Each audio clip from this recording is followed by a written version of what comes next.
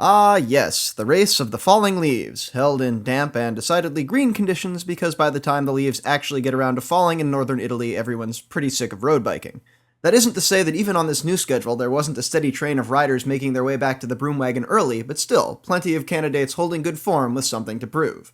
Case in point, Europcar's Thomas Vogler, who made a select group descending the Colma di Sormano around 60k to go, and then powered away on pluck and vigor at a pace the others couldn't match.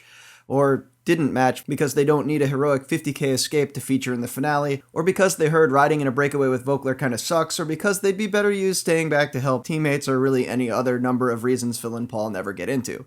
Anyway, not too sad to miss watching this one live, because over the next 40k there was a lot of Vogler mugging for the camera, in addition to Vogler being crabby about the wrong kind of energy gel, Vogler being fussy about the water bottle, Vogler being irritated by the course instructions at a roundabout, Vogler getting the wrong gel again, but yeah, Rye, better cut back to some slow-mo face making. People might have missed it.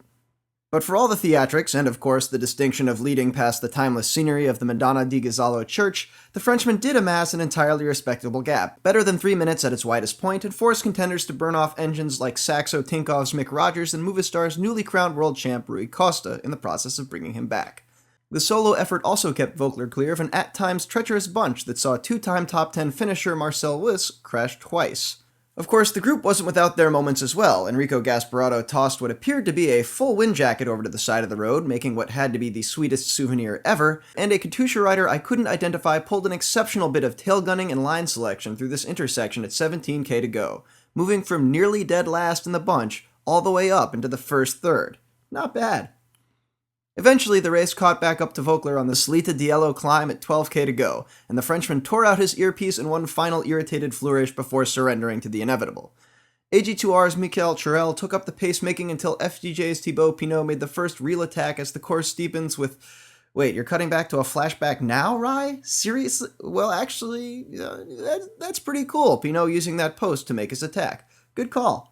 Domenico Pozzovivo from AG2R cut behind Pinot moments later to force a final selection. It's a good enough surge to gap Cannondale's Ivan Basso and to pop Movistar's Nairo Quintana entirely, but reigning champ Joaquim Rodriguez closes the gap, towing a bunch of favorites up to the Italian with portentous ease. And indeed, seconds later, the Katusha rider let loose a blistering acceleration over the steepest, roughest section of the climb, threading two metal grates that are almost certainly too slick to stand on at this grade. I'd love to tell you how or even if the others tried to respond, but Rye cut to another dream sequence mid-climb, then had some more Rodriguez, then the rear of the bunch, and by the time we finally saw Group 2 again, Alejandro Valverde was giving Dan Martin an earful as they came over the top of the climb, while Saxo-Tinkoff's Rafael Maica sat on the back. There's still around 9k of not particularly technical downhill from the crest of Salita di Ello to the finish, but even in drier conditions, I think Rodriguez's advantage would have been sufficient to hold the trio off. In the rain, though, Martin seemed a bit skittish on the descent, giving Valverde space and then a legitimate gap as the line approached. Rodriguez won by a healthy 18 seconds despite some extensive celebrating, while Valverde had to at least look back before rolling into second. In the battle for third, check out Dan Martin. Now you see him, now you don't. The tumble left Maica to take third, while the Garmin rider remounted, put his chain back on, and barely held off Gasparotto for fourth. But as the luckless Pozzovivo showed just a few minutes later, it still could have been worse.